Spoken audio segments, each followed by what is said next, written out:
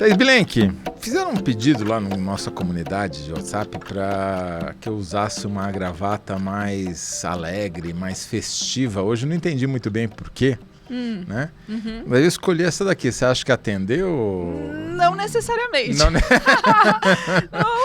Não sei se eu concordei muito com essa sua escolha, mas era a última do seu armário que você está devendo, né? Exato, esse é o problema. Meu leque de opções era bem estreito, na verdade, e as gravatas tendem a ser pouco festivas, né? Mas essa era mais que eu encontrei. Essa é a última? Não, não é. Ainda sobraram algumas. Ainda dei uma revirada lá na herança do meu pai, ainda achei mais 3. Ah, é? Então ainda tem pro fim do ano. Começo do ano que vem, vamos ver se alguém vai matar quando eu começar a duplicar as gravatas. Essa aí a gente não vai esquecer, Toledo. Opa, essa daqui agora ficou marcada.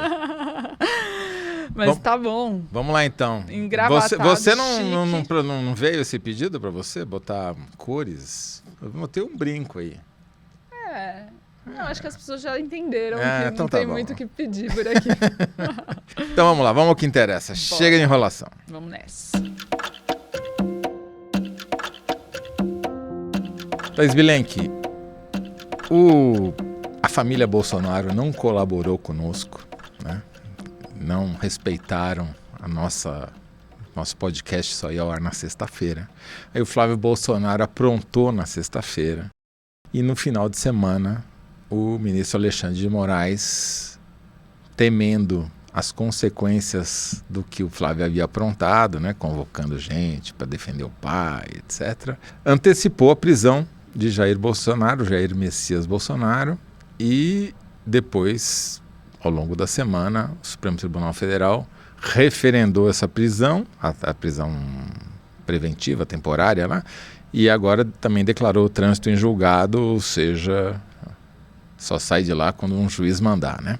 E além disso, generais foram presos, fato inédito na história do Brasil, né? Recolhidos ao cárcere. O que você me conta dessa experiência histórica? Sexta-feira, dia 21 de novembro, o Flávio Bolsonaro convocou uma vigília de apoiadores do Bolsonaro na porta do condomínio onde ele mora, em Brasília. E neste momento, na sexta-feira, ainda à tarde, o Bolsonaro estava em casa preso, né, domiciliarmente, recebendo visita de irmãos, familiares. A Michele, mulher dele, estava fora de Brasília.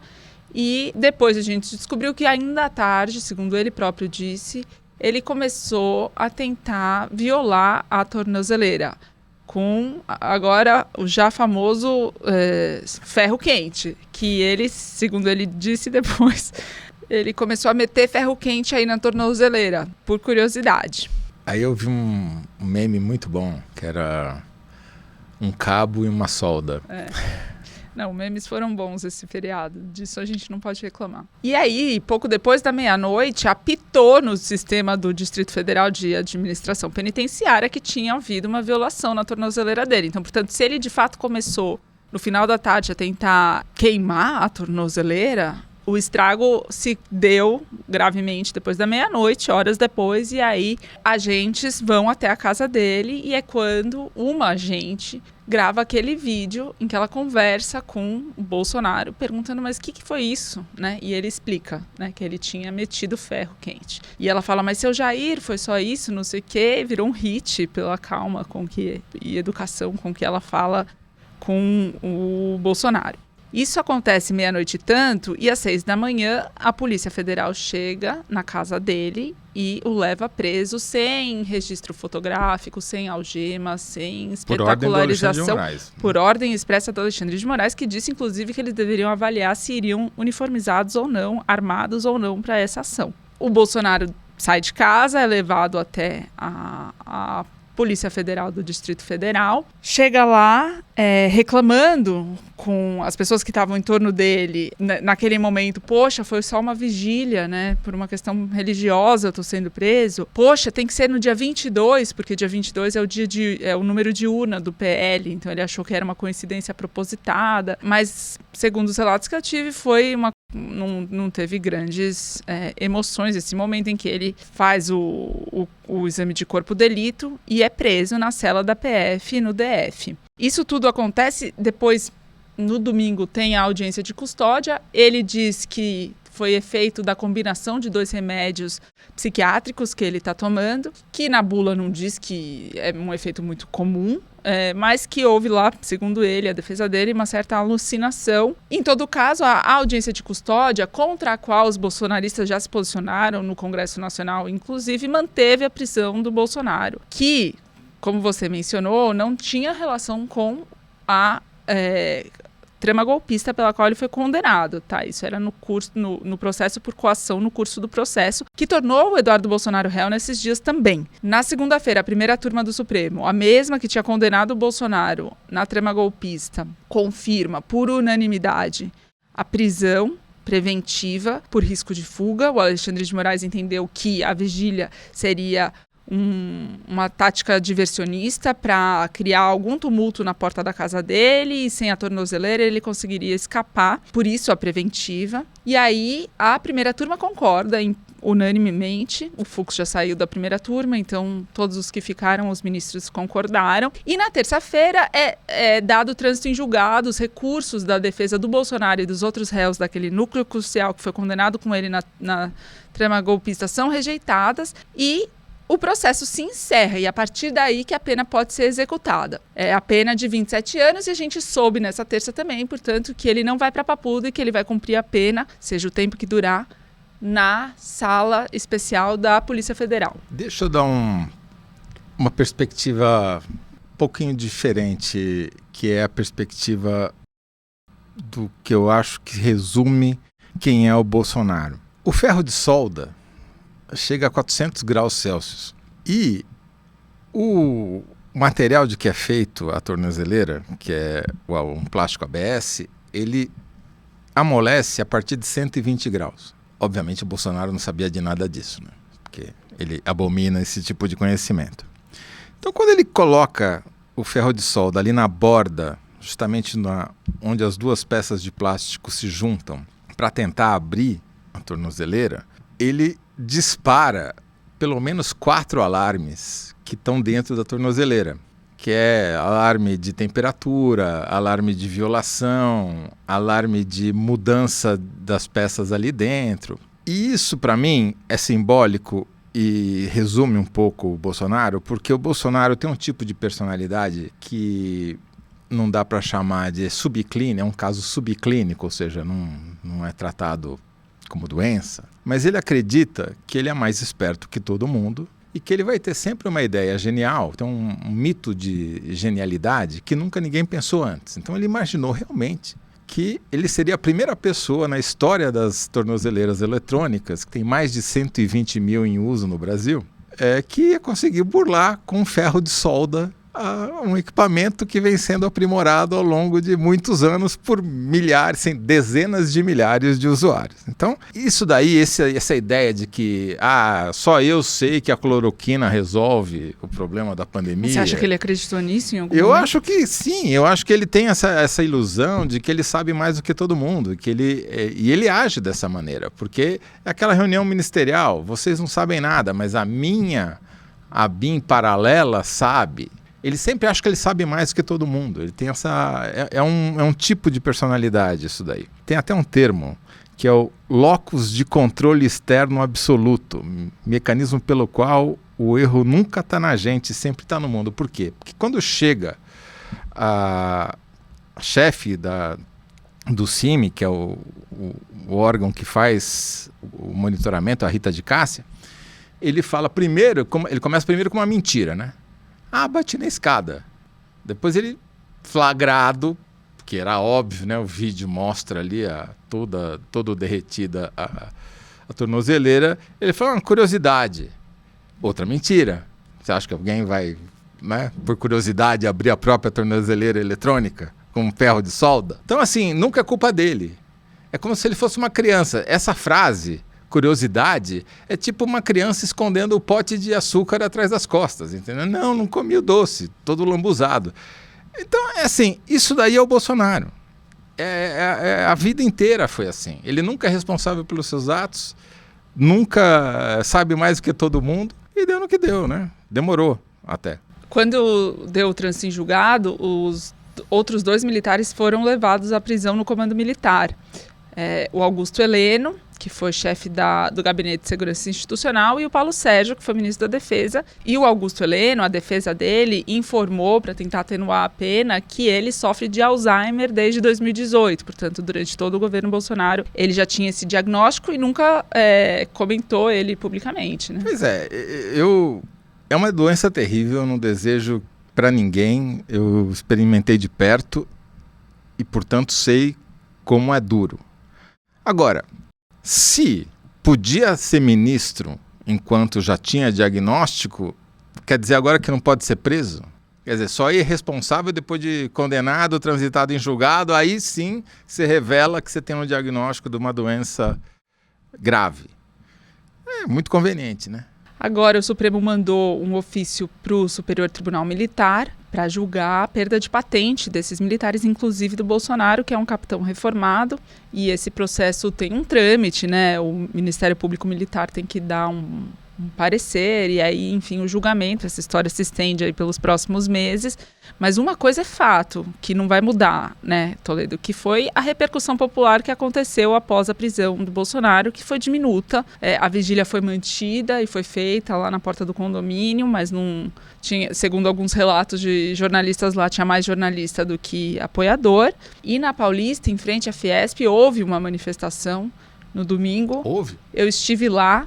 Parabéns. E tinha, assim, sei lá, 15 pessoas, se 15? tanto, figuras exóticas, mulheres ajoelhadas orando em frente à Fiesp. Na frente de um pneu?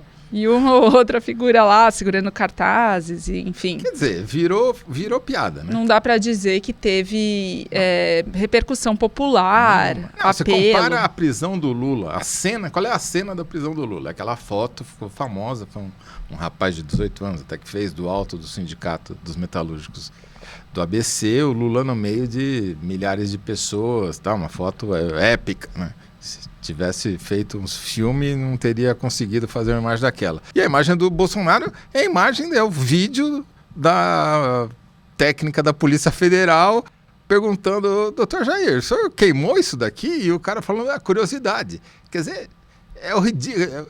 Sem juízos de valor, as imagens falam por si próprias, né? Agora, você mencionou uma coisa super importante, que ainda não está resolvida.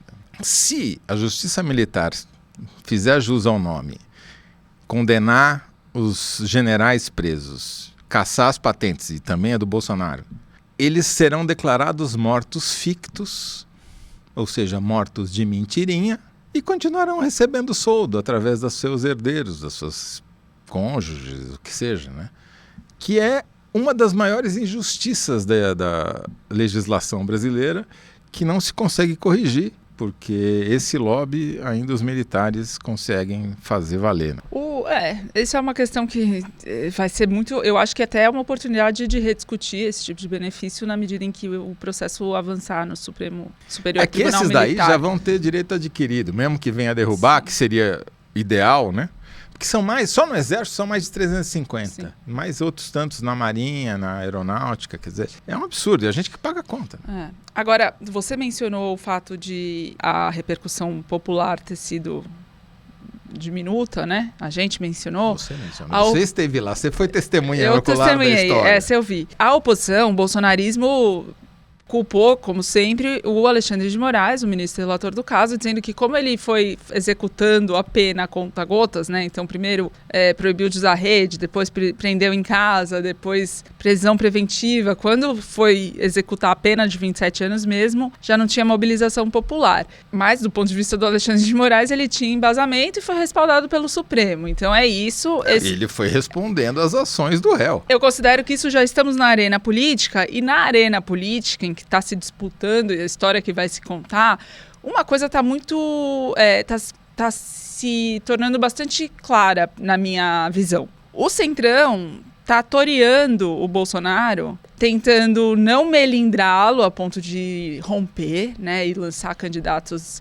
concorrentes na eleição de 2026, e tentando ao mesmo tempo evitar ter o Bolsonaro na chapa enquanto sobrenome. Então, primeiro foi o Eduardo Bolsonaro, que foi colocado nesse lugar, fez tudo o que fez, se inviabilizou. Depois começou um papo de Flávio Bolsonaro, que a gente nem chegou a levar muito a cabo, Que também se inviabilizou. E que agora, com a vigília, mais uma vez se inviabilizou, mas ele também já estava inviabilizado antes, né? Não acho que tenha sido para valer. E agora, o fato de o PL ter pré-lançado a Bia Kicis, deputada federal, para candidata ao Senado pelo Distrito Federal, foi entendido como um recado de que a Michelle não sai ao Senado, que eram os planos iniciais, e, portanto, eventualmente para vice. Aí, do lado de lá do Centrão, o movimento que começa a ser feito é aqui e ali dizer que eles preferem não ter nenhum Bolsonaro na chapa.